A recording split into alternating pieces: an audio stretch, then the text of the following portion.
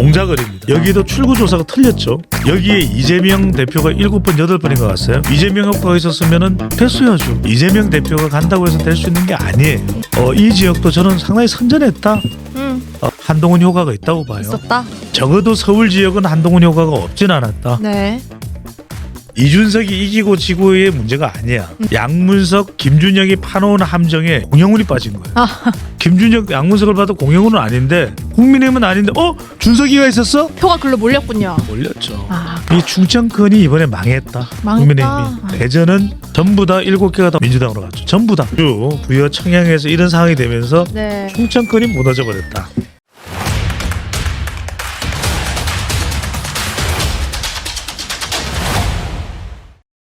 소장님은 어디를 좀 중점적으로 보셨어요? 재미있게? 저는 우리 유튜브에도 나왔었나요? 우리 재섭이. 김재섭 도봉갑 근데 국민의힘 후보. 그래서 저는 여기 정말 이게 공천이라는 게 그런 거 보면은 이게 민주당을 심판 안 한 게 아니에요. 국민들이 심판했어. 했네요. 한 거예요. 그래서 안기령 국민들은 봅니다. 국민들은 무서워. 도봉이 어떤 지역이에요?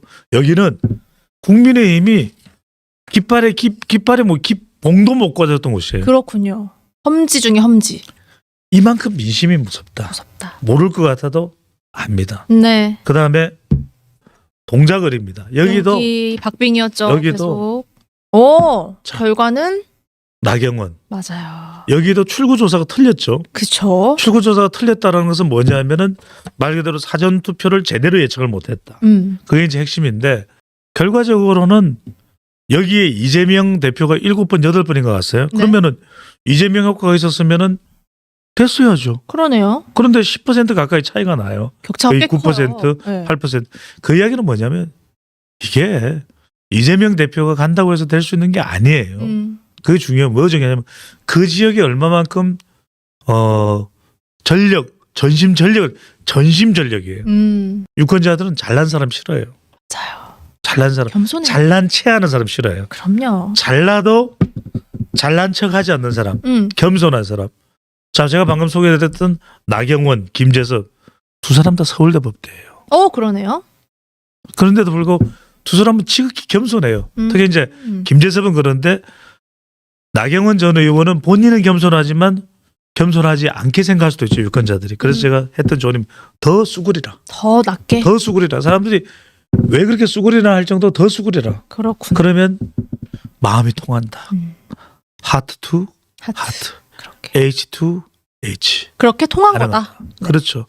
그 다음에 이 지역도 저는 상당히 선전했다.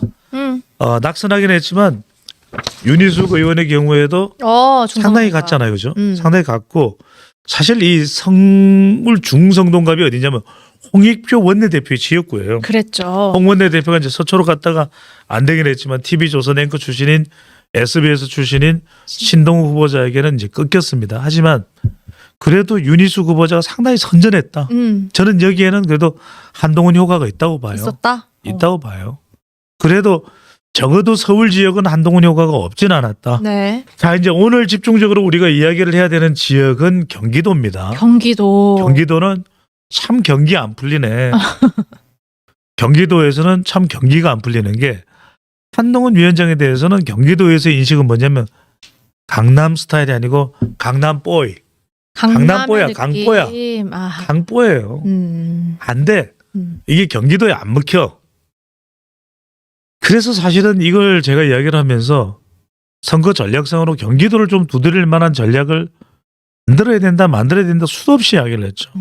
근데 이건 뭐 제가 뭐 해줄 수 있는 일은 아니니까. 좀 더 주력했어야 됐다. 그렇죠. 네. 자, 성남 분당을 보면은 결국 여기는 그래도 이재명 심판도 역할을 했다고 봐야 되겠죠. 네. 그러니까 길집하면서 성남시장을 했지만 그래도 이재명은 아니다.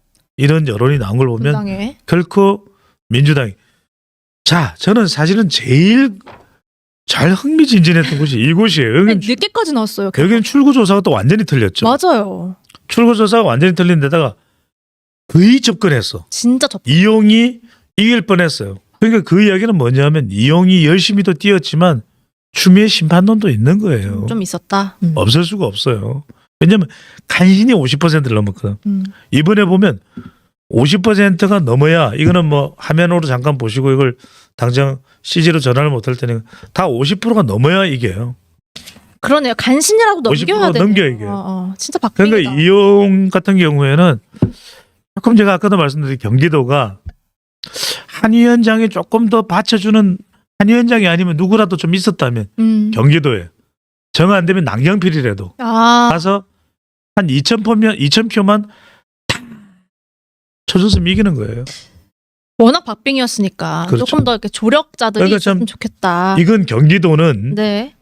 앞으로도 국민의힘이 숙제입니다. 경기도가 중요해요. 왜냐하면 60석 중에서 10분의 1밖에 못 가졌어. 맞아요. 이번에도. 6석이에요. 이게 뭐 하는 짓이에요. 음. 이러면 앞으로 선거에서 다수당이 되는 건 불가능한 일이에요. 경기도에서 이렇게 되면. 경기를 잡아야 다수당 될수 경기를 있다? 잡아야 된다. 제가 수도 없이 이야기했잖아요. 중수청 선거라고. 네. 중도청, 수도권, 2030 MZ세대. 특히 제일 중요한 건 가운데 들어가는 수도권. 경기를 잡아라. 네. 수도 없이 이야기했어요. 수도 없이. 네. 자, 하지만 이재명 심판의 성격도 그대로 드러난 게 이 지역이다. 여기 반전이에요. 여러분들 이거 잘 보셔야 돼요. 이게 왜 재밌냐면 이 지역이 왜 흥미로우냐면 이준석이 이기고 지고의 문제가 아니야. 여기가 양문석, 김준영이 파놓은 함정에 여론 함정이잖아요. 공영훈이 빠진 거예요. 그 왜 그런지 알았어요? 왜요? 왠지 아세요? 같은 경기여서 그래요? 자, 양문석, 김준영은 뭐냐면 이 사람들이 싫어. 찍을 사람이 없어. 국민의힘은 아니야. 그치. 경기도 내가 이야기했잖아. 그런데 그 여론이 어디로 와버렸어요? 화성을로 와버린 거죠. 네. 그 제가 했잖아. 공영훈은 아닌데 김준영, 양문석을 봐도 공영훈은 아닌데 국민의힘은 아닌데 준석이가 있었어? 표가 글로 몰렸군요. 몰렸죠. 그 이득을 본 거네요. 이준석 대표. 개이득을 본 거죠. 이득을 봤다. 참 반전이었어요. 이 지역. 네.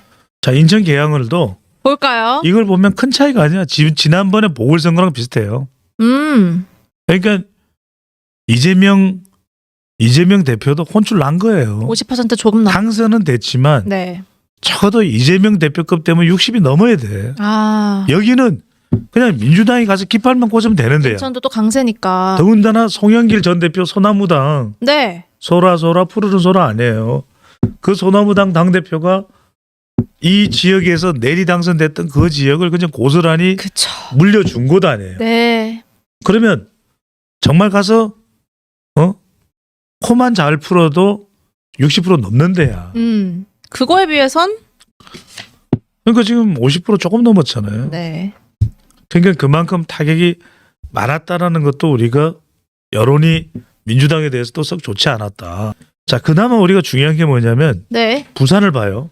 자, 정현욱도 50%가 넘었죠. 50%가 중요하다는 말씀드렸죠. 수양구네요. 그렇죠. 여기도 결과적으로는 장해찬 쪽으로 마음이 안 가잖아요. 유권자들이. 네. 그러니까 유권자들이 이렇게 무서운 거예요. 결집을 한 거죠, 보수. 무서운 거예요. 이 충청권이 이번에 망했다. 국민의힘이. 대전은 7개 중에서 전부 다 7개가 다 어디로 갔어요? 민주당으로 갔죠. 전부 다. 대전은 파란색의 도시가 돼버렸어. 그러게요. 그다음에 충북도 무너졌어. 네. 청주가 무너져 버렸어.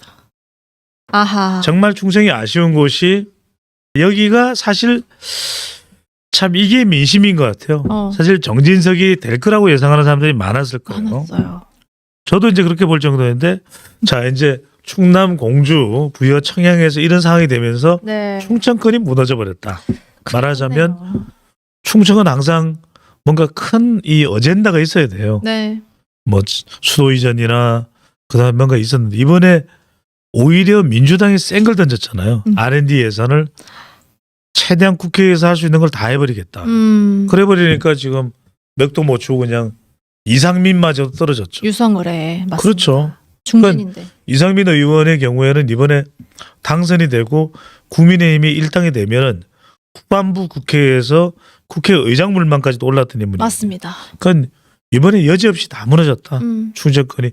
저는 다른 것 떠나서 충청권이 이렇게 맥없이 무너져 버릴 정도면은 정말 철저하게 전략적 연구가 됐었느냐.